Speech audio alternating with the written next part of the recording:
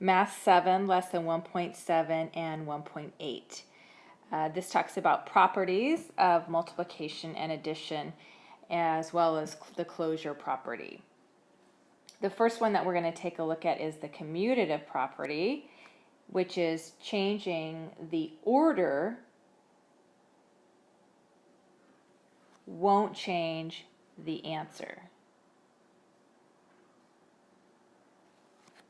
In addition, this would look like this. If we have A plus B, it is exactly the same as if we add B plus A. Right here is an example. If we have 6 plus 4, we could also say 4 plus 6, and we would get 10 on both of those. In multiplication, it would look like this. A times B is the same as B times A. So if we said 7 times 3, that's the same as 3 times 7. 21 equals 21. And the way that you can remember this, a way that I remember this, is the word commute in here. Commute is like, means to travel, like when you commute to work, you're traveling to work. So commute means to travel. So these numbers, when added together, can travel around and produce the same answers. So A plus B will give you the same thing as B plus A, even though they traveled around. The commutative property works for addition and multiplication, but does not work for subtraction or division. The next one that we're going to take a look at is the associative property, and that is changing the grouping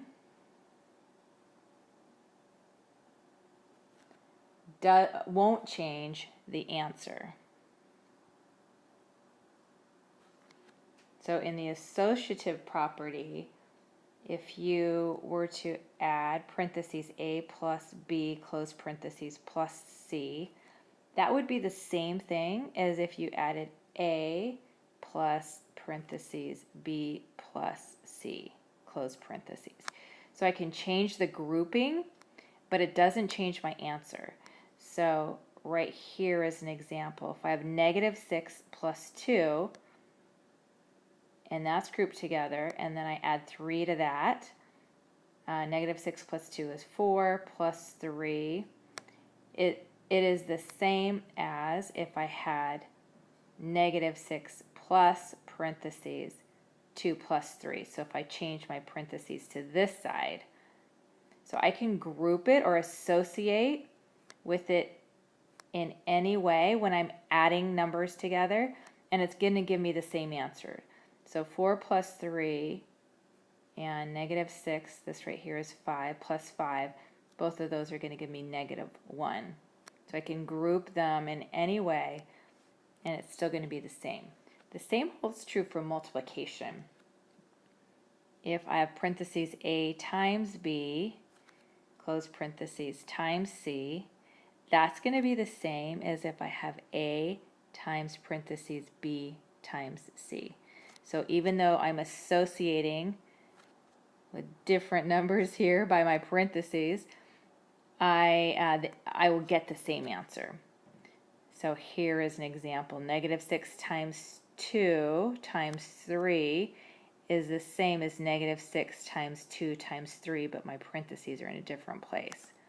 So here I get negative 12 times 3, which is negative 36. Here I get negative 6 times 6, which is negative 36. They're the same. So again, in addition and multiplication, I can group or change the grouping of where I put my parentheses and what I'm multiplying, but it's not going to change the answer, or with what I'm adding, and it's not going to change the answer. Again, this does not apply for subtraction or division, only addition and multiplication. Next, let's take a look at the identity property of addition. And that is adding 0 to any number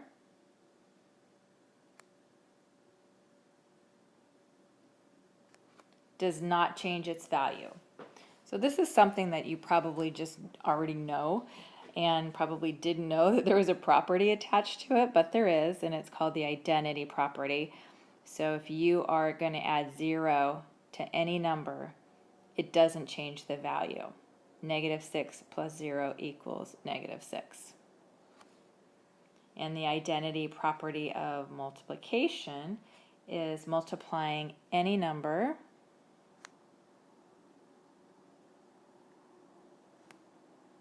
and 1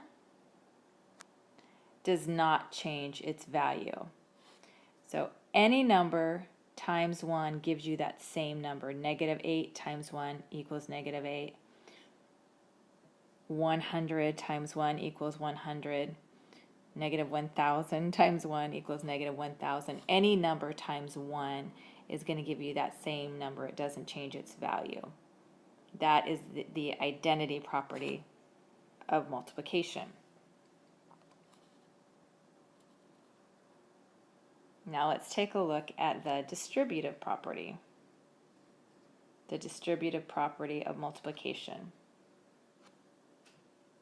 over addition. That looks like this.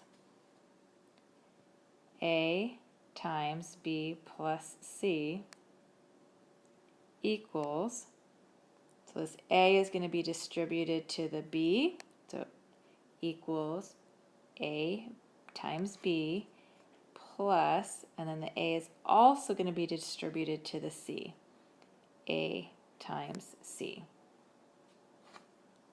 So over here, if we have 5 times parenthesis 3, you're going to have 5 times 3 plus 5 times 5. Then you'll get 15 plus 25, which equals 40. So in the distributive property, you can think of it like this A is distributing itself to everything inside the parentheses. So it's like your UPS guy who's distributing a package to everyone in the neighborhood. So you're going to have A times B and then plus A times C. The same works with subtraction. We have A times B minus C. This A is going to distribute itself to everything inside the parentheses. So it's going to be A times B minus A times C. And I think it's helpful when you're first doing these with the distributive property that you go ahead and draw your arrows so that you know that you're distributing the number outside of the parenthesis to everything inside of it. So first A times B and then A times C. And an example of that is right here. If you have 10 times parenthesis 7 minus 2, you're first going to say 10 times 7 is 70 minus 10 times 2 is 20, answer of 50. The last one that we're going to take a look at is called the closure property. The closure property states that any two numbers in a set combine to produce another number that is in that same set, or the answer has to be in the same set as the two elements that you're combining. An example of this would be if I said, is the set of whole numbers closed under addition, if that's my question. So my set equals whole numbers. The operation is addition.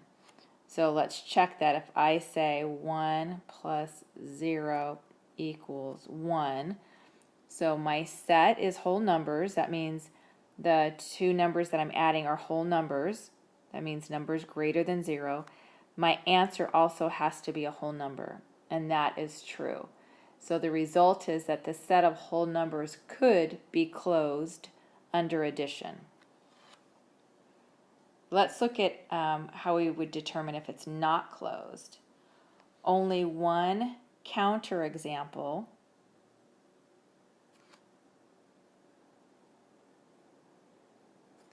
is required to prove that a set is not closed. That means I only have to give one case to show if it doesn't work, and then that means that the whole thing doesn't work. So an example would be whole numbers are not closed under subtraction. So that means if I have two whole numbers, which is 6 and a 10, then that means if it were closed, my answer would have to be another whole number. But if I go 6 minus 10, my answer is going to be a -4. -4 is not a whole number. So when I'm subtracting numbers, then that is not closed. Whole numbers are not closed under subtraction.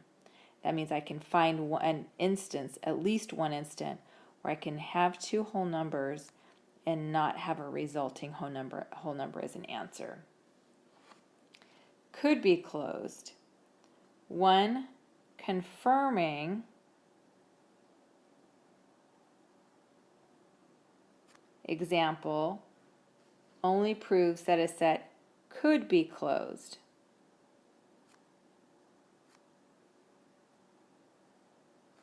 So the example that I just gave you up here, I gave you an example of where two whole numbers result in another whole number.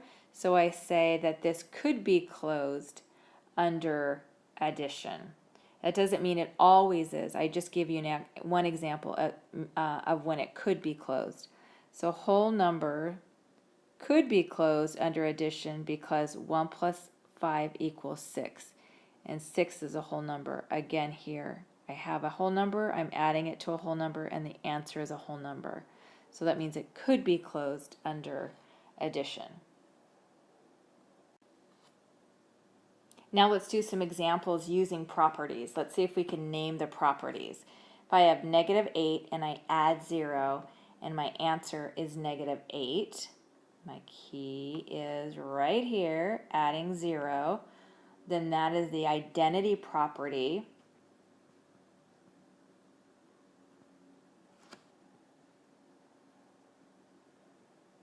of, here's the key right here, addition. Number 2, name the property. Here's my clues. I have parentheses here. Everything's being multiplied together. And I have parentheses here on one side of the equation, and then the parentheses move over here on the other side. It does not change the value of it, but I can move the parentheses. I can associate two other numbers together in the equation, and the answer will be the same. So that is the associative property.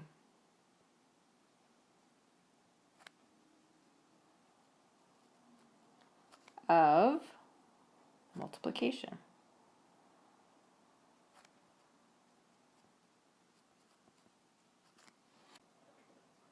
Number 3,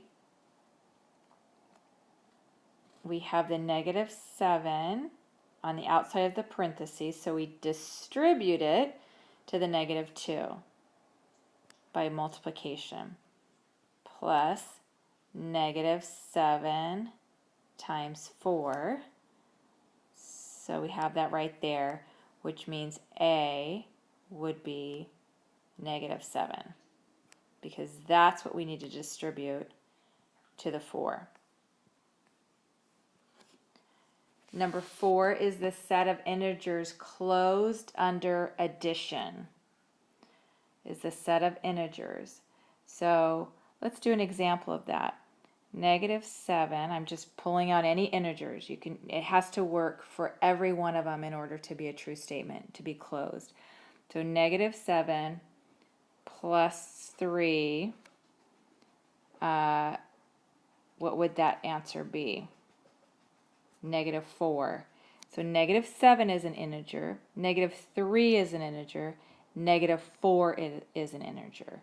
So the answer is that it could be closed, because I have to just give one example of when it works, and then that means that it could be closed. You could have used different numbers here to check it out too. Okay, let's take a look at number 5. Name the property used. So here I have 16 plus 7. And here I have 7 plus 16. So they just switched places. They commuted, they traveled. So that would be, and it's being added, which is one of our criteria. So that is the commutative property.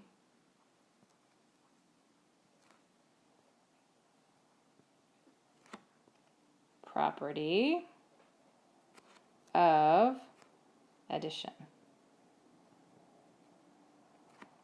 Number 6, name the property used. Whenever you have parentheses, that's always a clue, and you have a number outside of it that you might be distributing. So this 5 goes to the, negative 5 goes to the 3, then it's distributed to the 2, carry our sign over here. So that would be the distributive property. And that is of over addition. Number 7, find the value of A. So again, we're just distributing. So it's going to be 3 times negative 5. And we already have the subtraction sign there. So it's going to be 3 times 5. So A equals 5. Number 8 is a set of integers closed under subtraction. So we take some integers. We can choose anything we want. So let's do negative 5 minus 3. Negative 5 is an integer, 3 is an integer, it's being subtracted.